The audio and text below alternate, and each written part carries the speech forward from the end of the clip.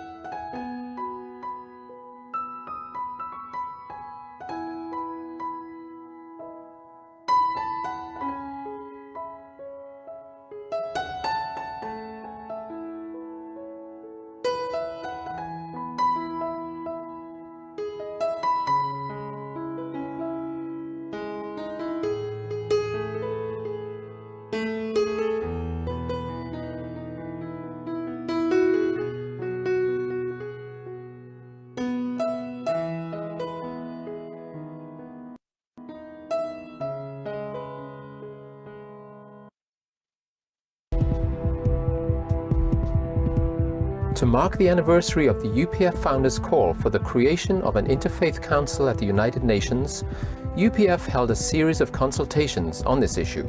Liberals and fundamentalists in all three faiths must build bridges and attempt to avoid future confrontations.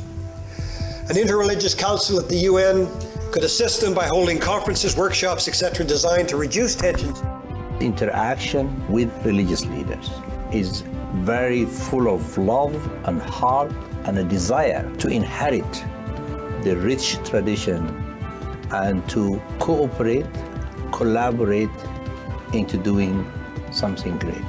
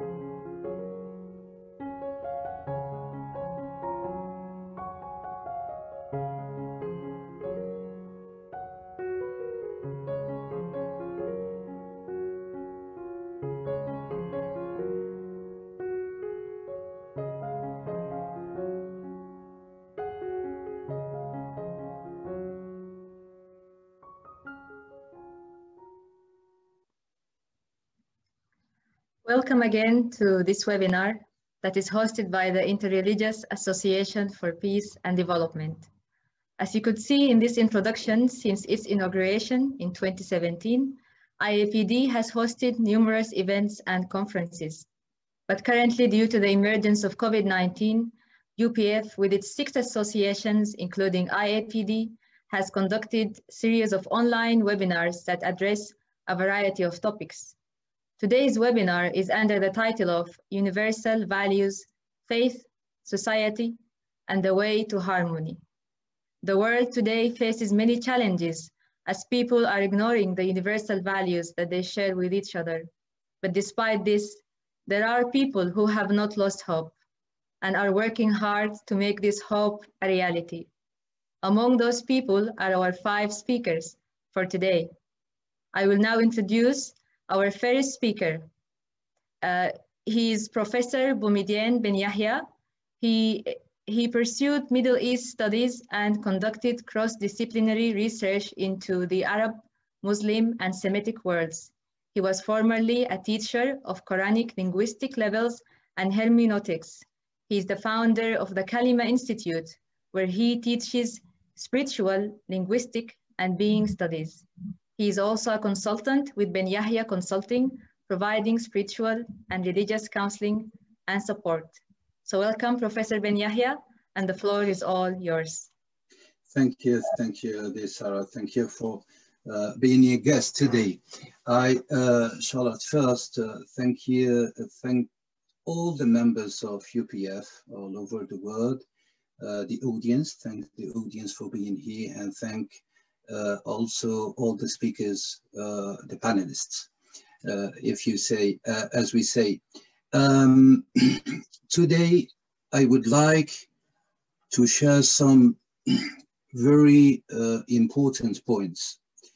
Some points which are in fact at the same time universal, and that's at the same time, as you mentioned it in the introduction, as things who are unknown by most believers in the world, and mainly the believers, the Muslims believers. I will be talking about the universal teachings, some universal teachings of Islam, which are testified in the Quran and testified for universal purpose. God says, in fact, to all the humanity, to all who can read this sacred text, O mankind, I open, we have created you male and female, and we have made you nations and tribes, so as you may know each other. You may know each other. Certainly, the noblest of you, of all of us, in the sight of God, is the best in behavior. Allah, God, is the all-knower, the all-aware. In this sign, in chapter Al-Hujurat, sign number 13, God, by the means, in a certain manner, by the means of his prophet Muhammad, and all his prophets, in the different traditions, we can find the same teachings. But here we have a force of this teaching, so as the ontological teaching of God, who addresses to the humanity, is that we are all different, but we have the same target, the same work to do in this life. And this target, this noble target, this noble aim is to construct, if I may use this term, is to construct the inter-knowledge, to make ourselves know each other. So this is not easy in reality, taking in consideration all what is happening in the world. But in fact, it is easy if we have faith as religious men, religious women, spiritual men and spiritual women. We can achieve that by having faith in this parole, and this parole insists on the most important thing in this chapter, that is, how is our purpose, how our whole life purpose is to make cognizance with others, is to be linked to others and not to be in foes, in a manner foes to others all over the world. The greatness and the nobility, if I can say, involved in here in this verse, is to develop and to manifest what is inside ourselves. What is inside ourselves. And what is inside ourselves is that we have been created to be linked to others, to have relationships, so social relationships, faithful relationships, peaceful relationships. And we will see that all this is hindered in the root word of Arafah in the Arabic language, which means at the same time know, or the act of knowing, the notion of knowing, and at the same time it means that we construct a common known traditions and acts in society, in human society, which should be, I would say, the basis of all our behavior. In this sign, we have also another value, universal value, nobility. Nobility, what is nobility in reality in this verse, in this sign of Quranic sign, is the nobility is in the sight of God. In the sight of God, it is who have the master of himself, or everybody who has a master of himself, to have a good behavior which is, you know it, we know it, the opposite of a bad behavior.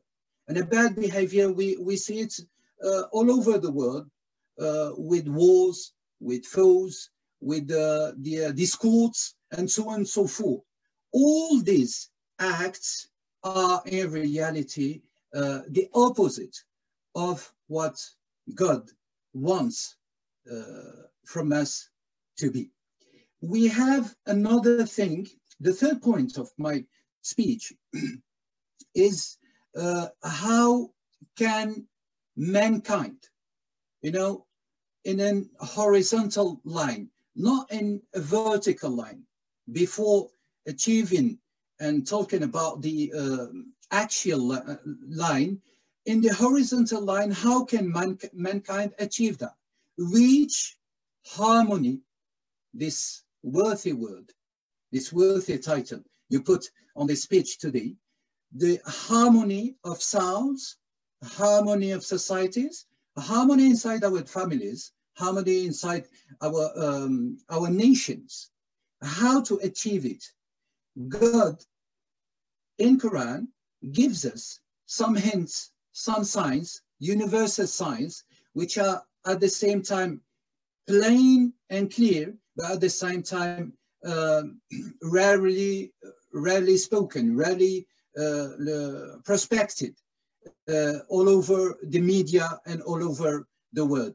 One of these aspects is that the root word I told earlier, Arafah, means at the same time, this is the second meaning, terminological meaning, this is a contextual and technical meaning of Quranic structure. It means that everybody who makes sense, everybody who wants to link himself to other in the sake of, in the purpose of realizing this divine wisdom, he has to pardon. He has to back pardon. He has to establish, to set up what we call pardon, le pardon en français. And this forgiveness in English, and this notion is fundamental, is universally fundamental to achieve our aim, international aim, human aim, spiritual aim, Quranic and all religious aims, is the forgiveness cannot be only a word.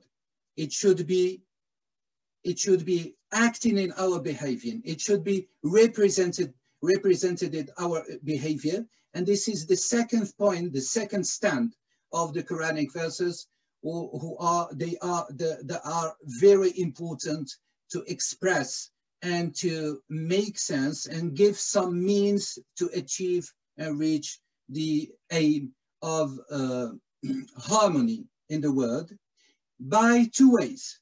The first way is acquiring science. The second way is, the first way is acquiring science. Science is the opposite of ignorance. And the second way is to make welfare, to establish and to propagate welfare all over the world. And we have two verses. We have a lot of verses, a lot of Quranic science in this sense, in this way. I can give you an example. For instance, in Surah An-Nisa, chapter Nisa, the women, Science 114, when God told us, no good is there in any discussion. No good is there in any discussion, unless this discussion for him or her who bids to the first point, free will offerings, common known, security and protection, and reconciliation. One of the aims, the third aspect I've just mentioned, reconciliation, one of the stands and the worldwide standards of UPF. That's why reconciliation must be on the top of the pyramid, of our behavior, of our learning, of our knowing each other, and of our behavior. So in this verse of chapter Nisa, verse or sign 114, we have these 3 points, universal points, which are in conformity with what we know, universally known, the 10 Commandments. You know, the 10 Commandments expressed in the Exode to Moses, the peace be upon him. And here we have 3 other commandments, righteous commandments, which are the welfare to all those who are in need, welfare, who are in need. The second thing is to protect the al-ma'ruf, the common known between us. What is al-ma'ruf, for instance? We can ask this question, what is al-ma'ruf? Which is itself coming from the itimon or the radical arafa. Though al-ma'ruf means at the same time make cognizance, link somebody to another in peace and harmony. But al-ma'ruf means also that we have standards to respect between each other. And these standards, for instance, we can take an example of feasts, religious feasts. You know, for Muslims, we have the prayer of Friday's prayer, Salatul Jumu'ah, which is very important for the believer in Islam. And for instance, in Christianity, we have the prayer of Sunday, which is also a standard. The common sense, the common known, al-ma'ruf here means that we should, with all our differences, but at the same time with all our common elements, existential elements, we have to respect the prayers. We have to protect the prayers and the praying men and women and so on and so forth. So at the third point, which is very important for me, in this verse 114 in Surah An-Nisa, chapter Women, is that reconciliation, al-islahu bayna al-nas, reconciliation between human beings. And I make, maybe I will take just a few minutes to explain profoundly what does it mean, the term an-nas. You have in Quran a lot of references, maybe a lot of references. Maybe Sarah, you can tell me when I will have no time to speak. I'm used to speak a lot. I'm sorry. Would you be able to conclude? Yeah. Okay. Okay. So I'm going to conclude about this third universal value to achieve and reach harmony and keep and protect faith and humanity. This is reconciliation, you know, to set right things between people, so as to build bridges,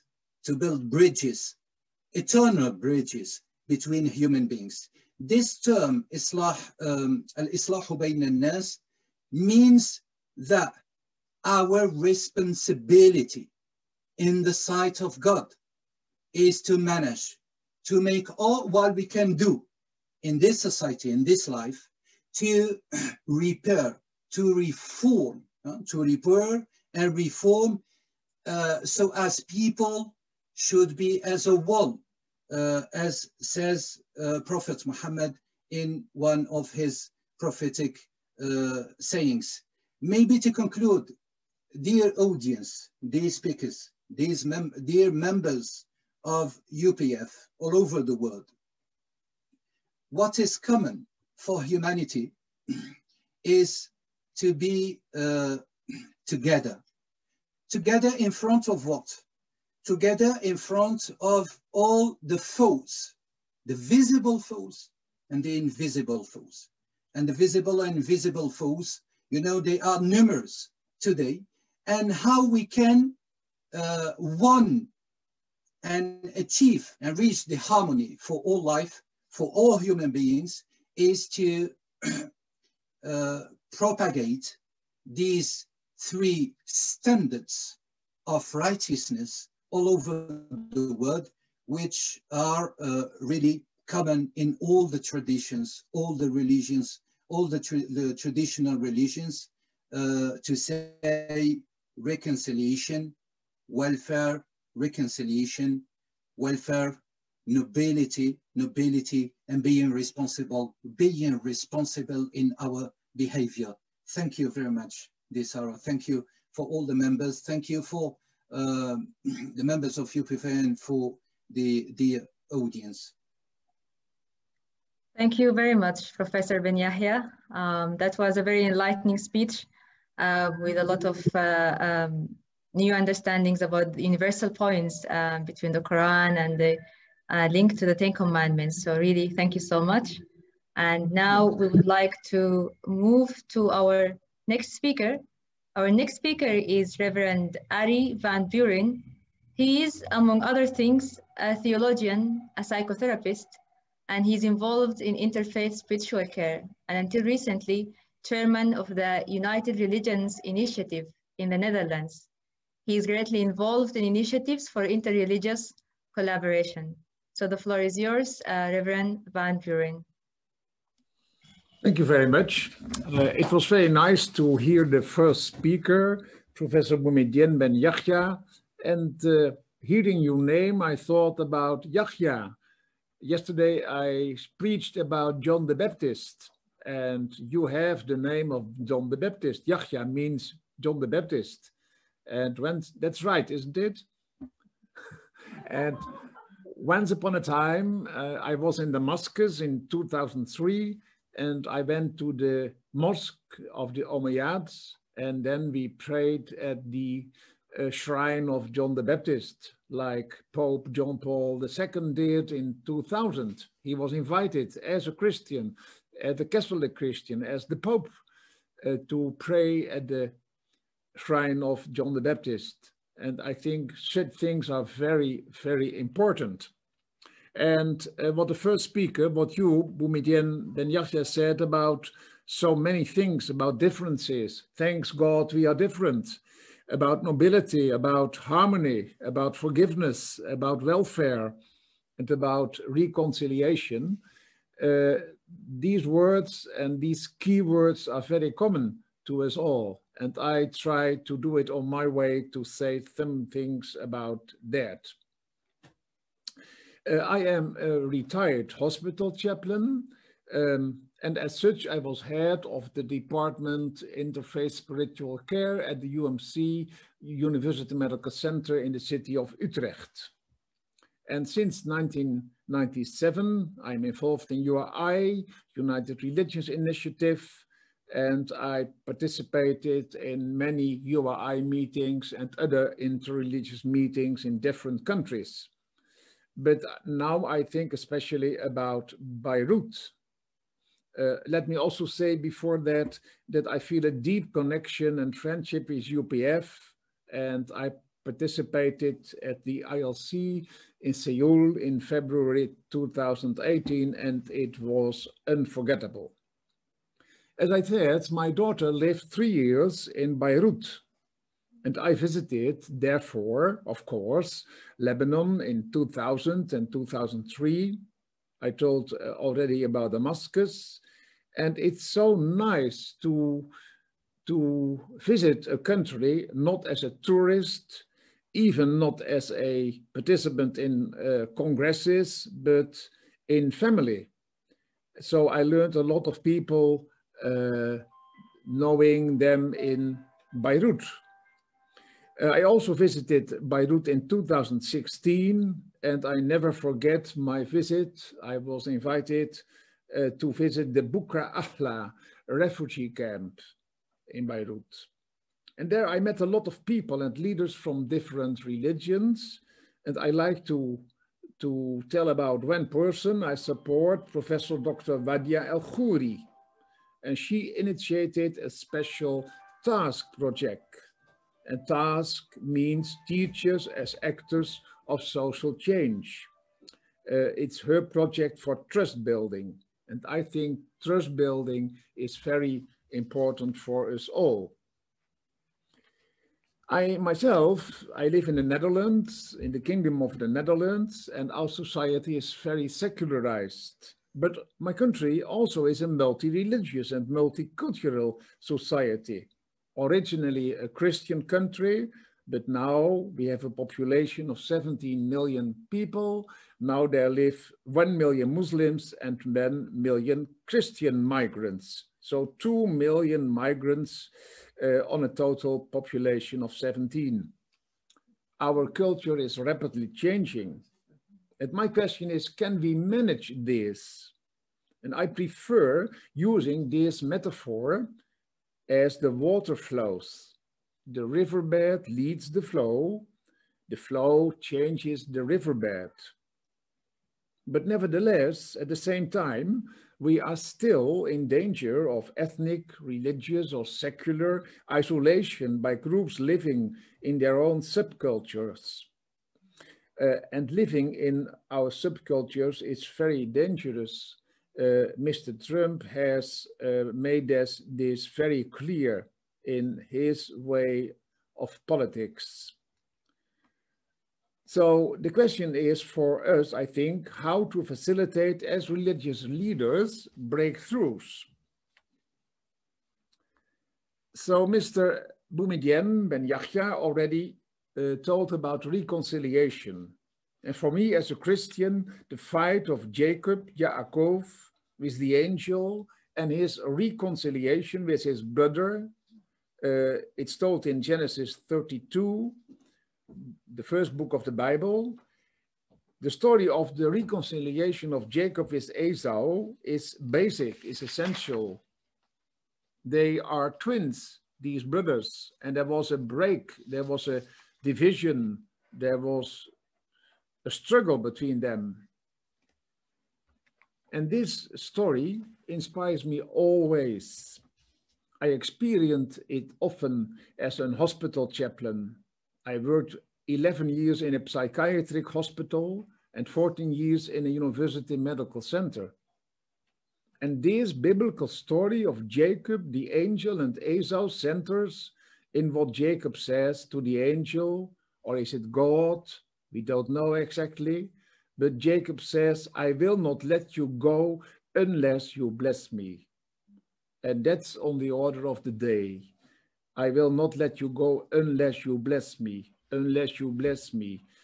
As a believer of another religion, please, you Muslim brother and sister, bless me. Please, you Buddhist brother and sister, bless me. Please bless me in the name of God.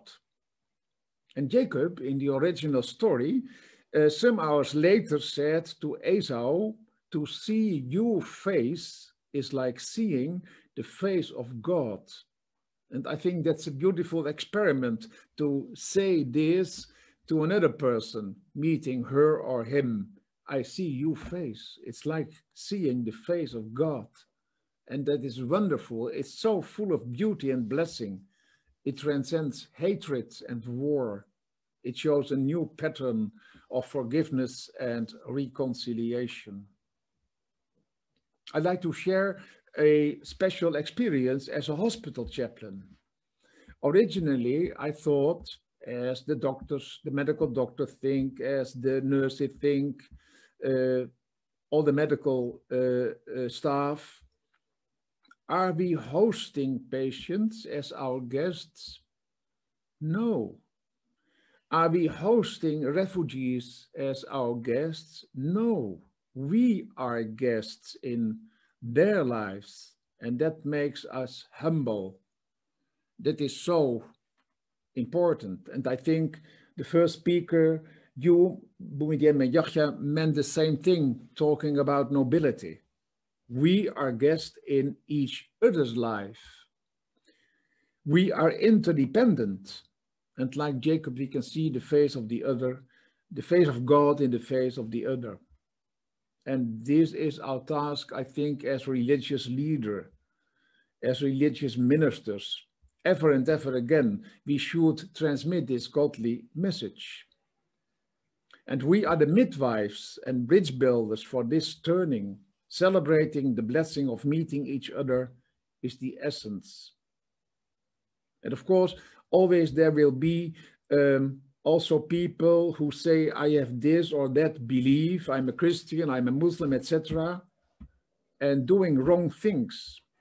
Jesus speaks about a crusade, and Muhammad speaks about a jihad. But Jesus and Muhammad, servants of God, don't mean war and victory, but in the first place, they mean the struggle against the power of the ego. And that's for me very important. So let us seize the opportunity to find our way out of the cocoon of woundings. Let us find new ways to healing and wonderment. Let us leave deadly passions in favor of the amazing grace of God and of his godly compassion. I learned in the interreligious meetings, I learned at the ILC, I learned in so many countries, I learned in Lebanon with a very diverse population that every religion and every culture and every tradition has its own qualities. And I experienced that religions are complementary. Let me give three examples, and then I'm nearly finished. Buddha learns the wisdom of love. Jesus learns the power of divine love. And Muhammad learns total dedication to God. So let me say this, for me, keywords for blessing are interaction, dialogue, exchange, cross-fertilization, and the meeting of each other. And for me, last sentence. Yes, thank you. For me, compassion remains the common golden rule or value. Compassion as the only godly value for us all. Thank you very much.